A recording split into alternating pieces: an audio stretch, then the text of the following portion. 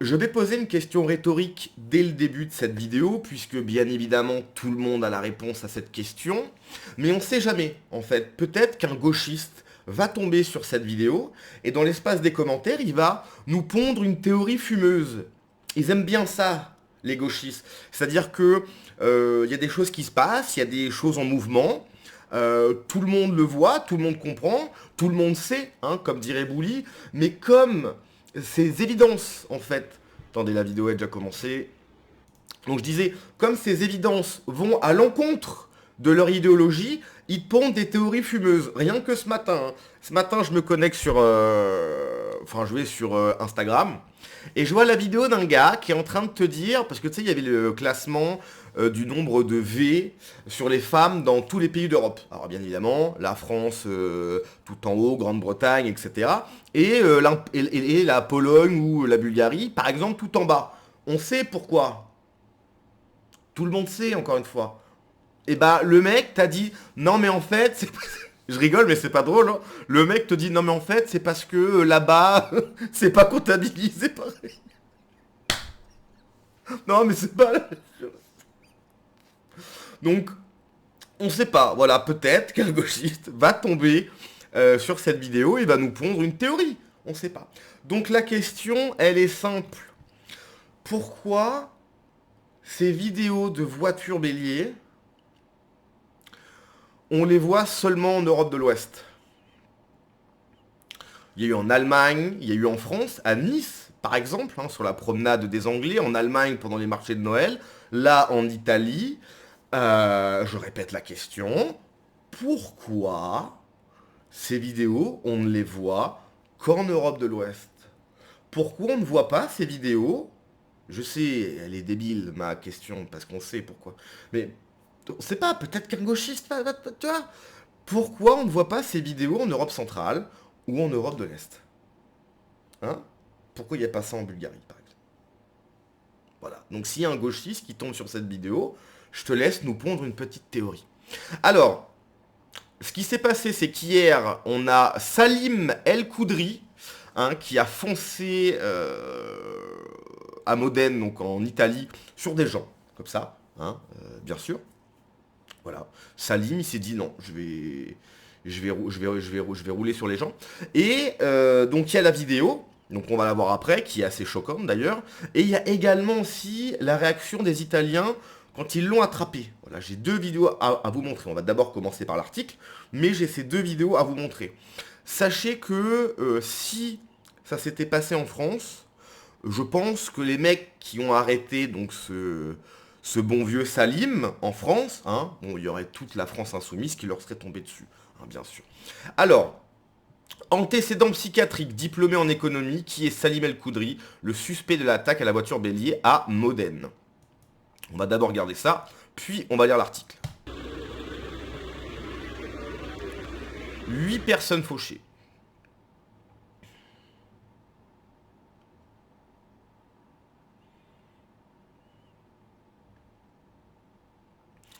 Les secours sont intervenus sur les lieux où un conducteur a renversé de nombreux piétons à Modène, faisant 8 blessés, dont 4 graves.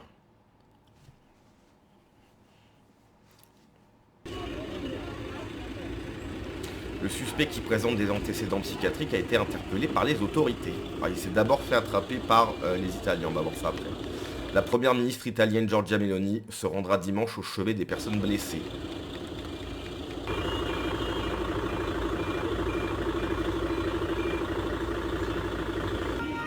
Il mio ringraziamento va a quei cittadini, 4-5 se ho ben capito, che lo hanno inseguito e lo hanno catturato, consegnandolo poi alle forze dell'ordine. Considerando che era una persona che era anche armata di coltello, ci Il avait un couteau.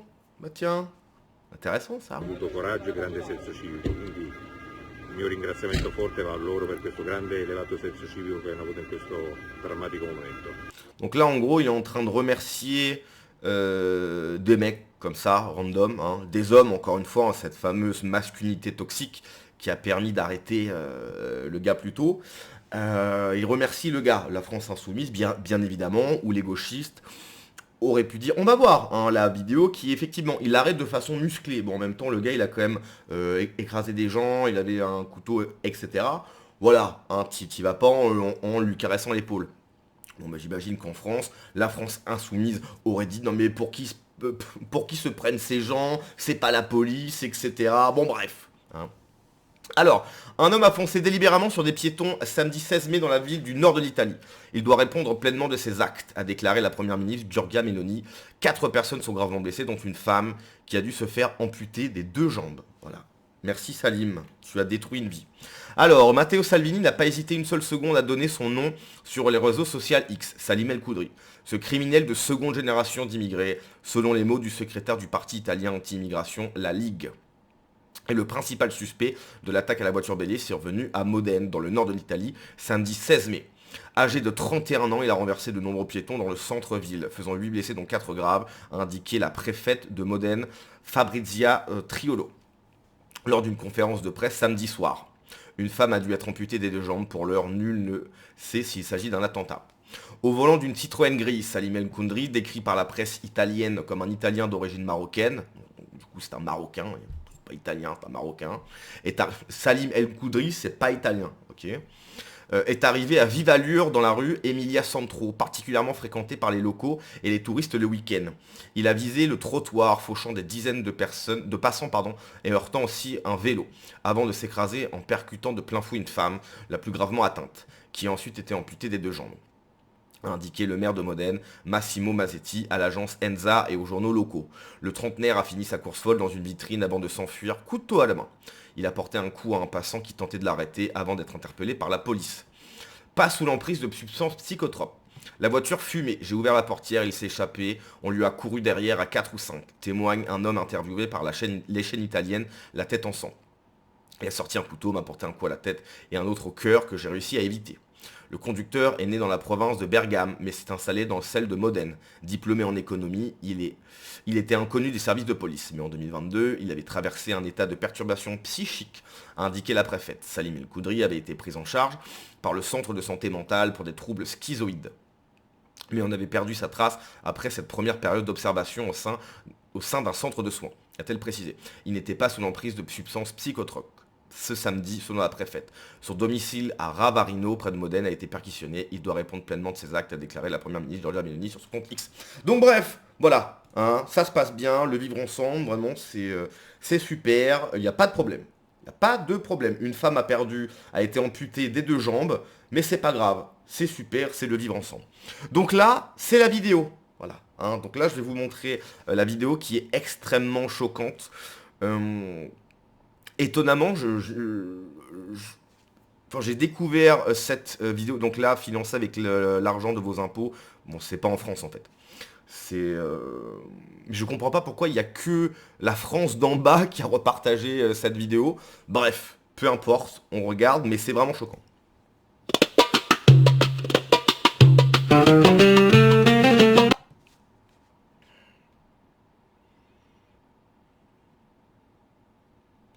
Je coupe le son parce qu'on sait jamais, hein, vous savez. YouTube sur la musique, ils aiment pas ça.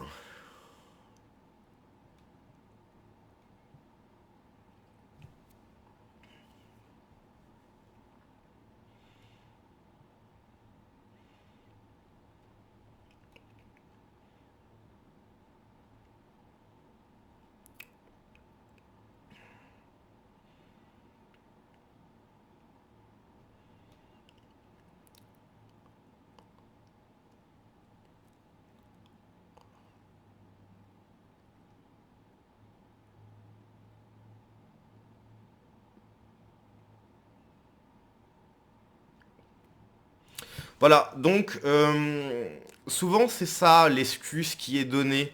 Oui, mais il avait des troubles psychiatriques, etc. Oui, bah merci. Hein, je pense qu'on l'aurait deviné. Pour faire ça, oui, faut pas aller bien. Ok, faut pas aller bien. Du coup, pourquoi est-ce qu'on fait venir des gens qui ont des troubles psychiatriques? Est-ce que les pays européens de l'Ouest ont à vocation d'être un asile psychiatrique à ciel ouvert pour des personnes qui viennent de pays qui ne sont même pas européens? C'est ça la vocation de l'Europe? De l'Ouest? C'est ça qu'on nous donne? C'est pas fou, hein? C'est pas ça qu'on veut, j'ai l'impression. Voilà.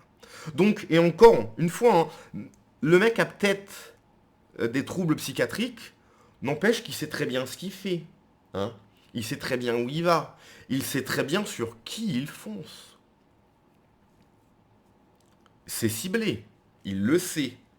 Il sait qu'il va aller là, à cet endroit, faire ça sur tel type de personne. Pas sur d'autres. C'est bizarre. Donc ça, c'est la vidéo, donc ce qui s'est passé. Donc un citoyen italien, suivi par 2 autres hommes, a ironiquement stoppé Salim El Koundri, auteur de l'attaque à la voiture bélier à Modène, alors qu'il était armé d'un couteau. Le premier homme à s'être interposé a été blessé par l'assaillant. Donc ça, c'est ce qu'on a vu dans l'article.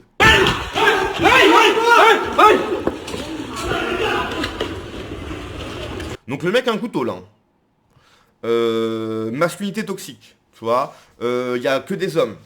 Pourquoi il n'y a pas de femmes en fait? Moi je veux 50-50. Tu vois là, s'il y a 4 mecs, je veux qu'il y a 2 mecs et je veux qu'il y a 2 femmes. Ah bah c'est 50-50. La masculinité toxique c'est terminé. Pourquoi? C'est les mecs qui prennent les risques. Pour stopper une personne dangereuse.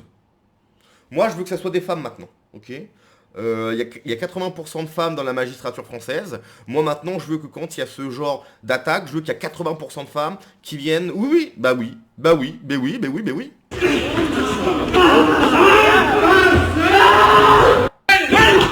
Voilà, donc effectivement, là, s'il se passe ça en France, tout de suite, hein, tous les gauchos, toute la Nouvelle-France, etc. Mais ils se prennent pour qui? Laissez-le tranquille, hein, vous n'êtes pas la police, etc. Hein, bien sûr. Donc bref, je repose la question, pourquoi ce genre d'image n'existe pas en Europe de l'Ouest, en Europe centrale et en Europe de l'Est? Question rhétorique, bien évidemment. Il n'y a pas besoin de... Donc le gauchiste, je sais pas, il va dire oui c'est la pauvreté, oui c'est parce que l'État est raciste, des trucs. Hein, joue de la flûte avec mon sgeg. Voilà. Donc bref, hein,